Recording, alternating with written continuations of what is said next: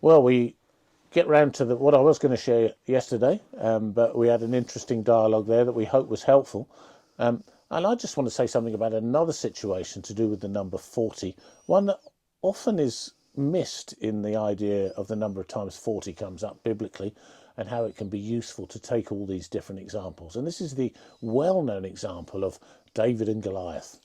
And I think we forget sometimes that 40 was involved in that. Because what happened was that the Philistines, and Goliath as this huge man that they used as their front man, he taunted Israel, the whole nation, with his strength for 40 consecutive days. And they didn't know how to respond. They felt weak and got at, and the jibes were flowing and jeering, and it was a difficult wilderness kind of time for the nation of Israel. And it was only at the end of that that David appeared on the scene. And so those 40 days, they were a testing time. We mentioned testing a couple of days ago. It really was a test for the Israelites, and they didn't see a way out of it. And when David came along, even his oldest brother, Eliab, he heard him speaking with the men around at the time, and he was really angry with his brother, and he said, "Why have you come down here? And with whom did you leave those few sheep in the wilderness?" You see, he'd left the wilderness where he'd been, but in that case it wasn't necessarily a desperate place all the time, because his role was to look after the sheep. But he came from there, and his brother Eliab says, "I know how conceited you are and how wicked your heart is. You came down only to watch the battle," in other words, to gloat. So Eliab was not happy with David. And he says, now what have I done? Can't I even speak?" And he turned away to someone else and brought up the same matter, and he got the same response again. So it was all a bit of a mess, and they were all arguing even with David in this time at the end of the 40 days.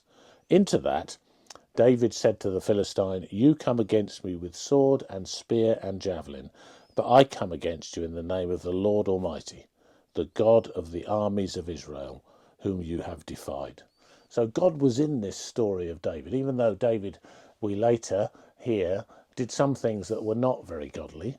Nevertheless, he was a huge man within the context of the story of the Old Testament. So a story worth reflecting on and going back to. So I'll leave you with that thought today. But before we close off, I just want to ask Peter if he's got any response to David and Goliath.